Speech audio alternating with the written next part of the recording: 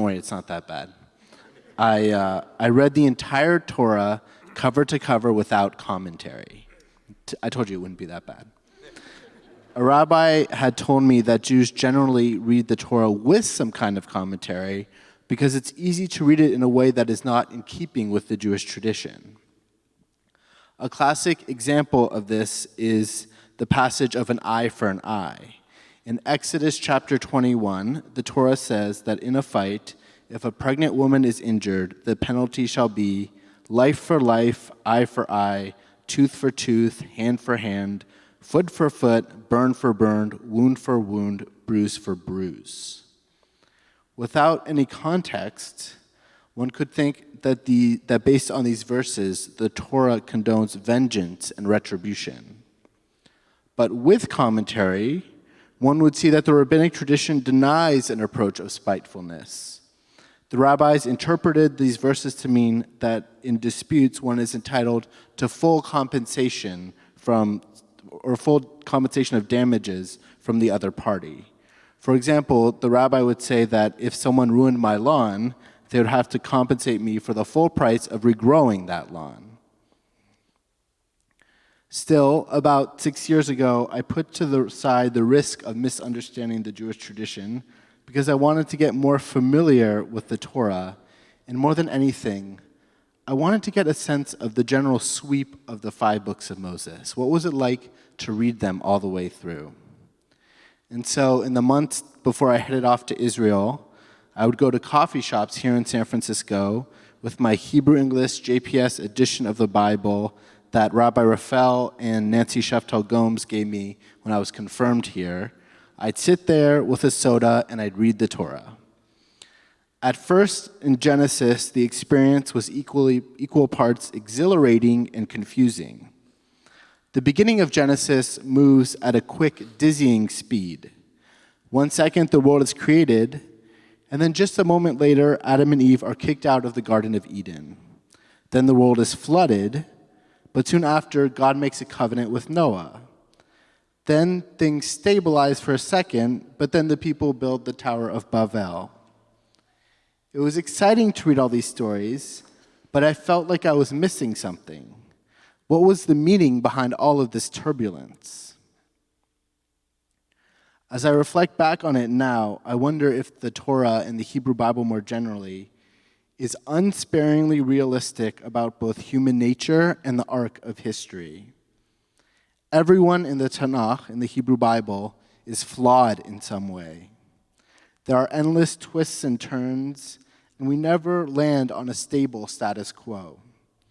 Yes, there is a vague hope of eventual redemption, but in the immediate term, life remains topsy-turvy.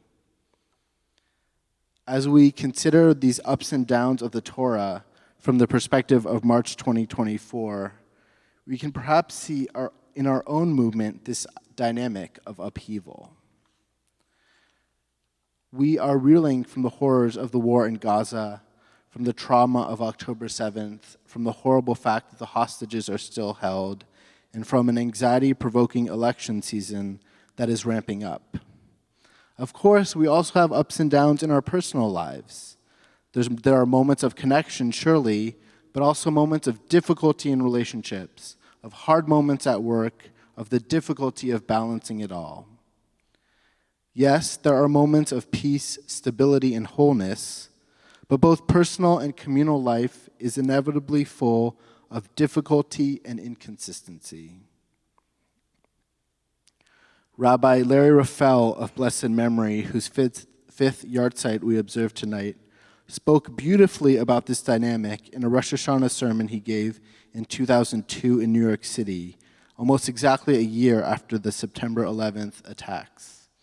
Rabbi Raphael said in his sermon, "In some years, as individuals and as nations, survival is tantamount to victory. This past Jewish year, which was then 5762, was one of them. Life is not a straight line in which we grow every year. Sometimes our stature is diminished. We regress, we fail, we lose our balance, and we fall." Rabbi Raphael wrote this in a time that is perhaps not that different from our own. In the year after September 11th, things felt unstable, difficult, and uncertain, as they do for many of us now. Still, despite the turbulence that Rabbi Raphael described so eloquently, we are sometimes blessed with moments of wholeness and calm. In fact, our Torah portion this week, Pick Your Day, offers one of these moments of wholeness and calm. It's at the end of the book of Exodus, and there's this feeling for a second as if things are complete and everything will work out. After the grumbling of Exodus, the constant complaining, after the detailed instructions are given for the Mishkan, the tabernacle, and after the building of the Mishkan is complete, the finished Mishkan brings God's presence to earth. We read that once Moses puts the finishing touches on the Mishkan, quote, the presence of Adonai filled the Mishkan. We then have this sort of rhythmic and what I see as a very peaceful description of God being represented by a cloud hovering over the Mishkan and the tent of meeting. The Torah tells us, when the cloud lifted over the Mishkan, the Israelites would set out on their various journeys. But if the cloud did not lift, they would not set out until such a time as it did lift. For over the Mishkan, a cloud of Adonai rested by day, and fire would appear in it by night, in the view of all the house of Israel throughout their journeys. After this moment of harmony, we will continue next week into the book of Leviticus, which begins with detailed descriptions of the sacrifices and then gives us the holiness code, a set of principles we live by that includes loving your neighbor as yourself. Of course, as I read in those coffee shops of San Francisco many years ago, the turmoil of the Torah continues. There's rebellions, there's yet more grumbling by the people, battles, and a generation of Israelites die out. So this moment we get at the end of Exodus, this brief moment of togetherness between God and the people Israel, offers something like a semicolon of wholeness rather than a full stop. In both the Hebrew Bible and in our lives in 2024, it's important to hold out for some hope of long-term redemption. The Israelites eventually continue into the Promised Land. They try to build a just society there. Through the wars and expulsions that follow, they hold out hope for lasting peace. The story of difficulty and tumult continues through Jewish history to this very day. In this present moment, the belief that things can end up okay is important. We need that long-term hint of hope. But at the same time, it seems that we can also make the most of the semicolon moments of connection and wholeness we experience in the meantime. Whether that be with time with family, reading a book or watching a good TV show, spending time outside in this beautiful Northern California spring, or out with friends, even in these difficult times, we have these short interludes of satisfaction.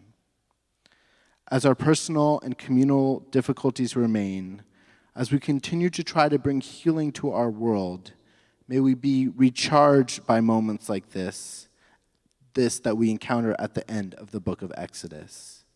May we enjoy these precious moments of harmony and peace. Ken Yehi Ratzon, may it be God's will.